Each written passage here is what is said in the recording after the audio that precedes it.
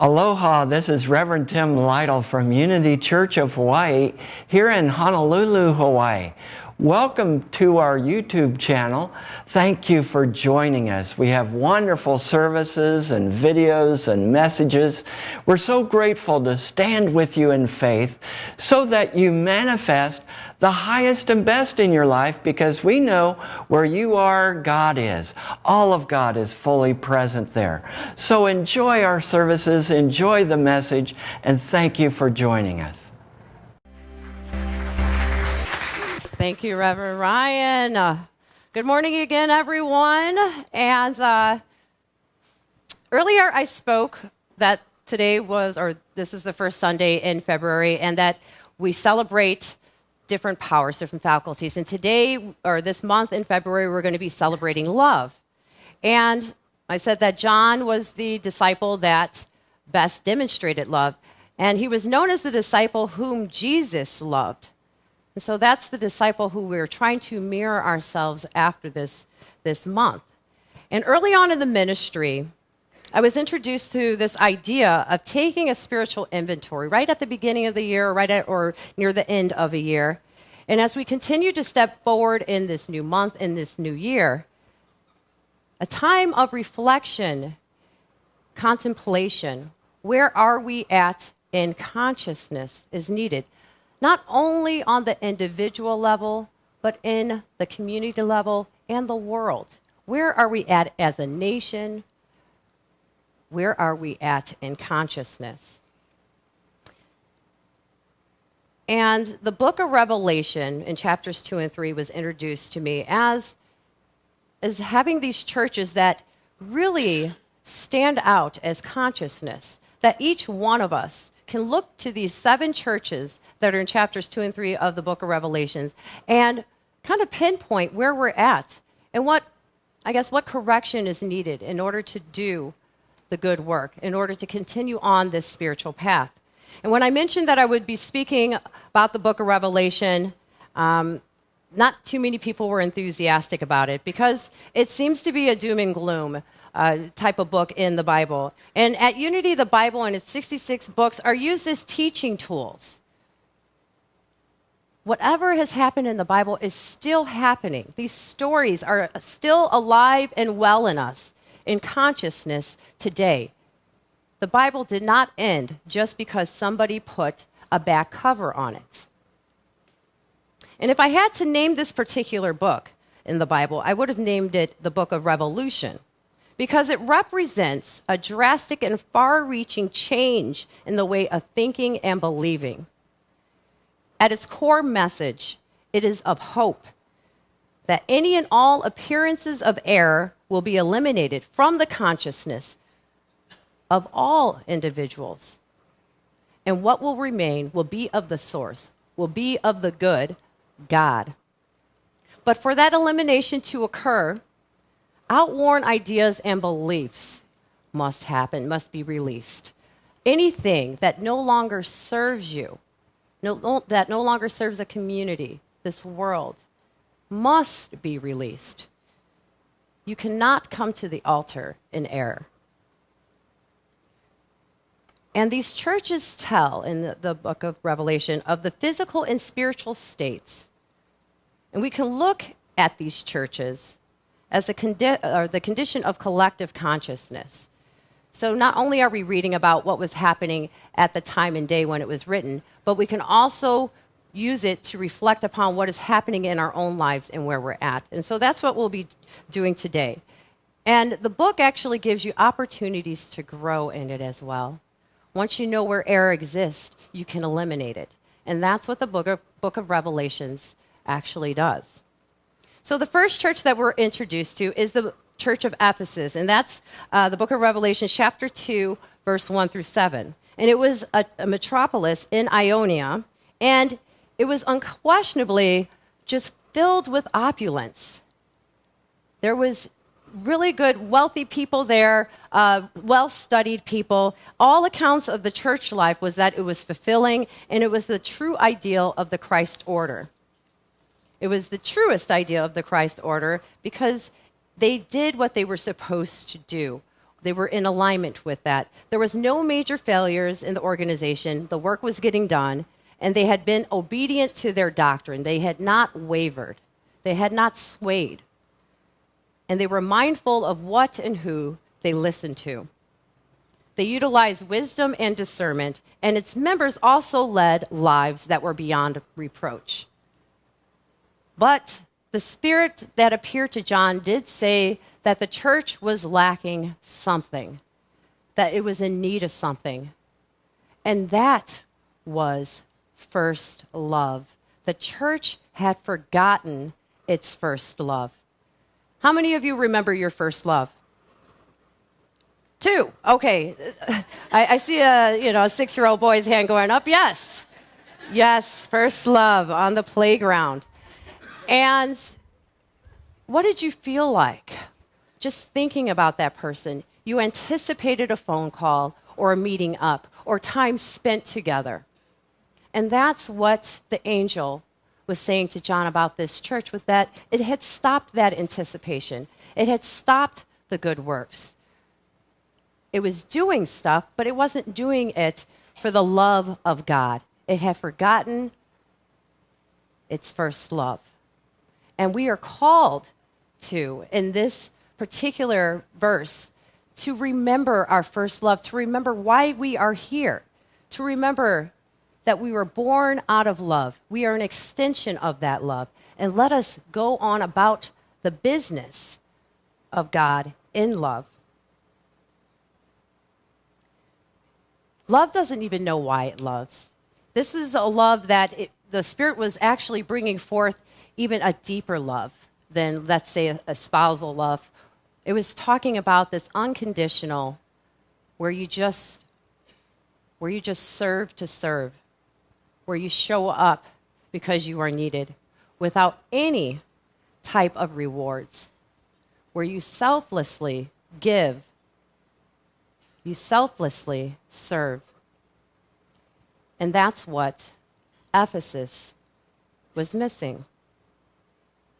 To love the work for the Christ's sake and not for man's sake. And so this church really gives us a look at, maybe there's individuals in the audience where you've forgotten that love and why you do the things or help out or volunteer, and to really get back to that. I think it was Brother Lawrence that really epitomized this. He would clean the kitchen and just be in prayer and communion with God, doing it as his meditation and his service to the one true source. And so this letter reminds us of that. And second, we have the Smyrna letter.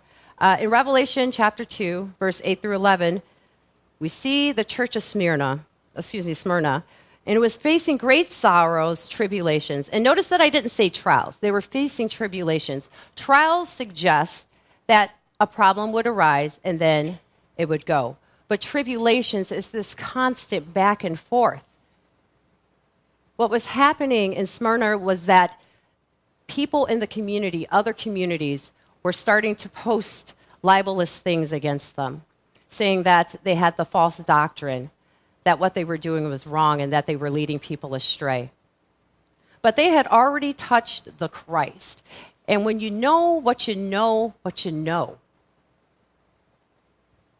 to the very core of your being, there is not anyone out there that can tell you any different, that can move you, that can sway you, that can do anything. You know, and you follow that. And that's why the angel came to John. He was giving accolades to Smyrna, even though they were facing these tribulations, even though they were in poverty. The angel goes on to say, but you are rich. You are rich in spirit. Because you have, by faith, followed everything, you have remained in alignment with the message, with the Christ, with the highest good. You are rich. There is nothing that you are lacking. Do not give way to outer appearances, because that's not who you are as a church. You are blessed beyond measure.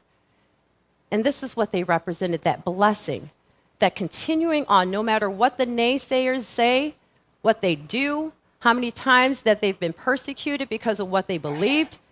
They kept to it because they knew that that was something, their mission, what they needed to do.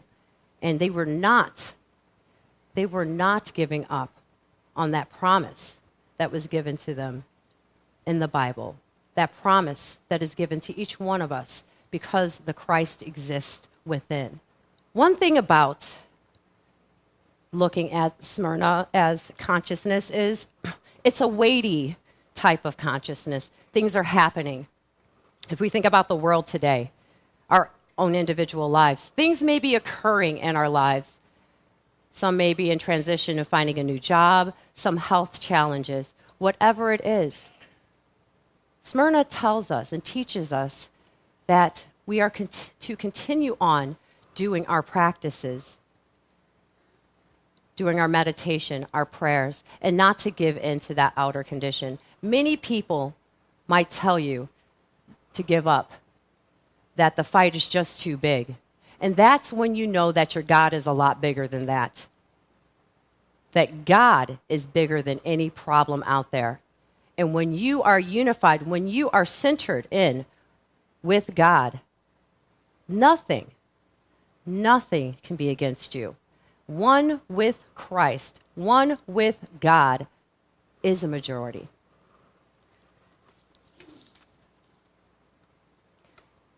And even though the Smyrna church, the church of Smyrna, was, I guess, being ridiculed and suffered tribulation, they held the high road.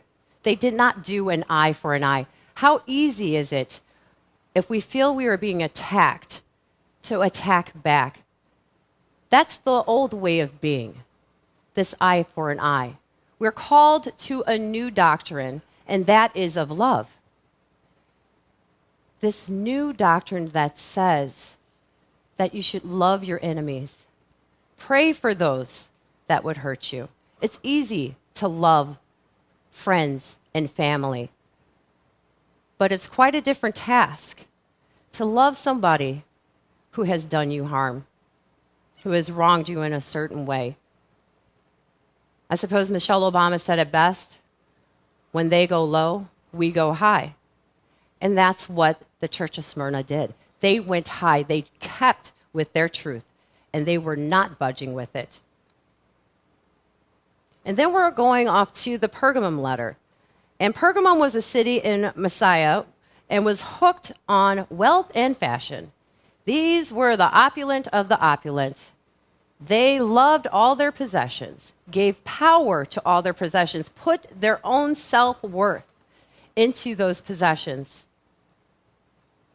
The outer world they became enslaved to. No longer did they have dominion over their church. Everything was about outside appearances and also about what they could obtain and what they did obtain. They were attempting to serve both God and mammon, and you cannot do that. You just serve one or the other, but both cannot be served. I believe the Bible says one will be upset. So they were serving the mammon at this point. And the Spirit, coming to John, basically said this church lacked discipline. There had been factions that had arisen in the church. There were splits. People were doing their own doctrine. After a while, it just became a mess. And a lot of these churches, that's what happened, was a lot of groups just rising up came along. And people just started doing their own thing. And they were undisciplined. And they needed to get back to that discipline. They had dominion over all things, but they had released that dominion. And now all things had dominion over them. And they started to value those things more than their relationship with the one true source. Then we have the Thyatira Letters. And this is Book of Revelation, chapter 2, verses 18 through 29. And it was a small city in Asia Minor. And there are no accounts in its planting. There's nothing else to say about its history except for this letter. But the Spirit spoke to John and said that the church was loving It was faithful in the ministry and patient. And saying that the last works were better than the first works. So they were doing certain things. They had become known in the area as the church to go to, the place to be at. And they prided themselves on their reputation. They were a loving community, and from the outside looking in, everything was going well. But there was a complaint that the angel did say to John. The angel talked about they were being seduced. Its members, the church itself, was being seduced. And the angel stated it was by Beelzebub. Or excuse me, not Beelzebub. Was it Beelzebub? Jezebel, there we go, Beelzebub, okay. Yes. And again, within this church, we could see that, first of all, since they had produced great works, something was happening, though. They got this reputation, and then they stayed there. They stopped doing what they were supposed to be doing. They started to try to live off of yesterday's manna, yesterday's substance, and that was not going to work. And then there was a temptation to hold on to outworn ideas and conditions and to look to false doctrines for answers, to look to false doctrine. And on an individual level, this can show up to looking for the outside for answers in addictions, in attachments to certain things, to certain conditions, to certain people, to easy work or what have you, for the easier life. But when we step into the spiritual path, there may be the temptation also to be distracted, to have these lures. And that's what Jezebel did. They allowed this member in the church that was starting to lure people. And if I put it into the context of today, we have social media, we have the news, we have all these things out there that distract us from our mission. We have these things out there that we are constantly giving attention to instead of going within. I remember when I moved from Germany back to the U.S., and I went to a grocery store, and I was completely stunned that there were televisions everywhere inside of it. It's like the world was purposely trying to distract or trying to impress upon the mind that with the news of a war over here or catastrophe over there. And then I got to the checkout line, and there was another television. I just couldn't believe it. And people were either on their phone or watching this screen. Going to the gas station wasn't any different. Right at the pump now. Has the mind become so inconsistent and so split that we need to have constant entertainment, constant information bombarding it? This is what I realized what was happening. That we, as I guess maybe, I don't know if it happens in other countries or across the world, but especially where I was at in Chicago, I was completely taken away by just how disinterested people were in the spiritual life and how focused they were on everything else. Seeing little kids with iPads and everything else sitting in a line, and that's all they're doing. They know how to work that computer better than I do. And to me, we're really crippling ourselves when our focus is out there constantly. I'm not saying to not get on social media, but what I am saying is remember that there is a job here to do and that there are a lot of temptations to put your focus on something else other than God, to put your attention and place it on something else other than good. And this false doctrine, this information that comes to us and saying that this is happening and that is happening, oh, and be careful of this and careful of that, that is not of God. That is just an error belief. That is something that's coming up in consciousness. You can call it whatever you want, but we're called to turn our attention back and our focus back to what is real and what is truth. And remember, truth is only true. And that's what this church is teaching us. And then we have the Sardis Letter. And the church at Sardis had many works that it was proud of. It had made a great name for itself. Its members observed the ordinances of the church, but the Spirit did observe that while they had a name for being alive, they were in fact dead. There were songs of praise that you could hear in the chapel. Sunday services were attended.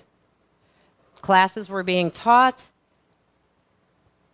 But they were a dying breed. Things had actually been started in the church. Plans envisioned, committees formed, yet there was no action. They had done such great work in the beginning that they just left it there in the end.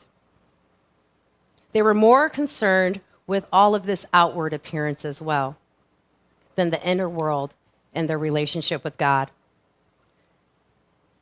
It's almost like if I'm going to do a Super Bowl Sunday talk, they talked a good game, but they fell short of a touchdown. They had lots of plans out there that they were going to do, shoulda, coulda, woulda, but they never got to it. And so they fell flat with that. They were all talk and no action, and this is what the Spirit was warning. The Spirit says, do what you have already established. Whatever you started doing, go back to that.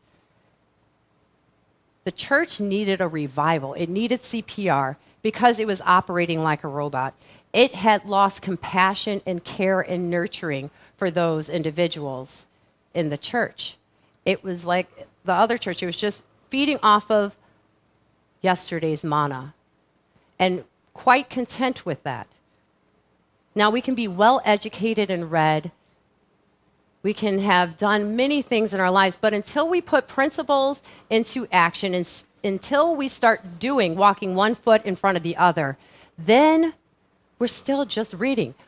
That's all it is. It's just knowledge. We have to place or put into practice these principles of the Christ, of love, of compassion. And that's what the church or the Sardis letter was saying, was that all these things are well and good, but nobody's doing what they're supposed to be doing. You know, there's plans and policies, but yet there's no implementation. There's no nurturing of this church. Things are just at a stalemate. Revive yourselves. And individually, we can look at that. When we started on this spiritual path, we may have had a lot of fervor, but then suddenly life comes up, as it does. Life will always happen. But that's when we're called to ensure that we keep with it the most, to make sure that what we start, we finish. God is not an incomplete God. God does not start something and not finish it. The beginning and the end. That is the kingdom. And we are called that when something moves us to do something, that we follow it to fruition and not let it just sit on the back burner in consciousness. They were just basically more concerned with reputation than with progress.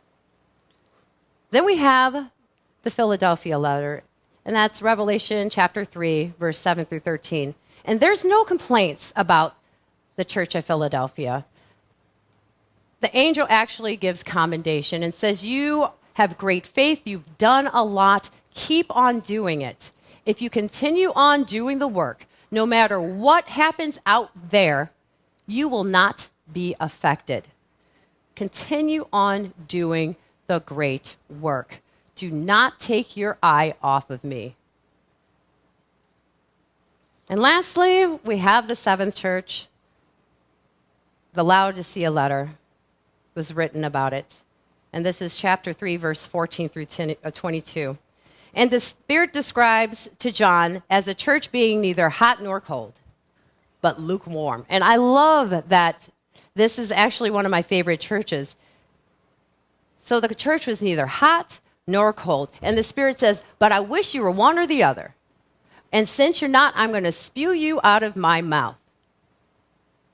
The church had become indifferent, had become complacent. And when you're indifferent, you lack something. There's something that just isn't happening. When I got here onto this island, I remember driving downtown and just seeing homeless camps everywhere, on the street corners, in the park. And I was just amazed at how people would walk past this community, and it just seemed like they didn't care. And after a couple of weeks, I realized that I had become complacent. I had become lukewarm to this condition as well. But we are not called to be lukewarm in life. We are called to be of assistance, to be of service to one another, to our fellow brother and sister in the Christ. Believe it or not, you will, in the end, have to walk over the threshold, hand in hand, with your brother and sister. It doesn't matter if you have touched the Christ, if you have woken up. Until the last person has woken up, there is no gain. In Matthew 20:16, Jesus emphasized, the last shall be the first, and the first shall be the last. We go nowhere without one another. We are one in consciousness. We are one in spirit. How can I go anywhere if my brother or sister's dragging behind? I must wait. And while I wait, maybe I should help. Maybe I should do something. Put these principles into action. Show up in love. Show up in compassion. Show up in selfless service. And this is the call of the Church of Laodicea. Members thought they were rich. And the Spirit goes on to say, no, you are poor. You're actually the poorest of the poor. They had money at this church, but what they lacked in spirit showed. And so this church of Laodicea, you found people were quite content because they were at ease and things were just easy for them. But this is a fractionated way of being. When I see you against me, us against them. And that's what this church had turned into. And I suppose the overarching theme in all these letters to the churches is consciousness itself, is that love is needed. Love for God, love for self, love for one another. To remain faithful to what the Christ represents, the connection that the Christ represents, that we're all extensions of the Most High, that my Father and I are one. No deed that is to touch the Christ within and to help others can lack compassion or can be void of the good work. In order to reach the Most High, in order to feel that within yourself, there has to be an emptying out of beliefs, an emptying out of things that no longer serve us, and an acceptance of that which we truly are. And everything that empties out, believe me, will be filled with the Christ instead. Your cup will runneth over. Now, I would just have you take your envelope, and there is, yes, a white stone in there. And what we're going to do is, because we learned about the various churches and the states of consciousness, and really taking this time to reflect where we're at, and that maybe there was a church that you felt in consciousness reflected you the best, and that you would rather be somewhere else in consciousness or show up in more love. And so let's take this time, taking the stone and cupping it between your hands. And during biblical times, people who were released from prison were given a white stone. And this served as proof that they were no longer in bondage. They no longer had any debt to pay. This white stone represents freedom. It's a sign that nothing is holding you back, that you are moving on to greater possibilities. Once you know where you're at, then you can know where you're going. Doing this yearly reflection, going within Spirit, asking Spirit, which church am I? And which church would you have me be? Taking an honest assessment and knowing that we go forward in this together. And now, just closing the outer eye, I'm going to make this a personal statement for you. say, I take this moment now to sit in the silence and to truly listen. I set an intention, God, and a willingness to quiet my mind from all distractions and listen to that still, small voice. Spirit, reveal thyself to me. Show me, lead me, guide me. Let me know what you are calling me to do. Let me know which spiritual step that will open up for me to expand my awareness of my good. Reveal thyself to me. Reveal thy will. I give thanks, God, that a new word for this year is given that flashes before me in consciousness. I know that word comes from you. I know this word will lead me to higher planes in consciousness. Let us take this into the silence.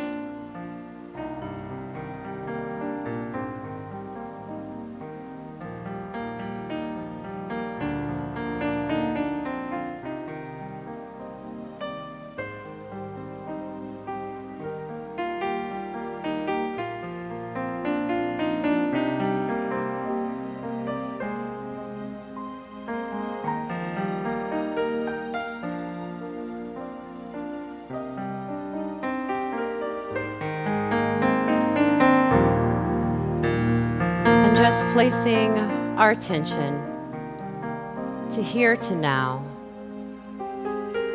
knowing that this word has come, that a new direction in consciousness has been set, that all hearts that needed to beat again now, in love, in service, knowing that each one is connected to that heart of God. And as we allow that heart to beat within us, that love to beat as us, we give thanks to the Most High. Thank you, God. Thank you, God. Thank you, God. So it is. Amen.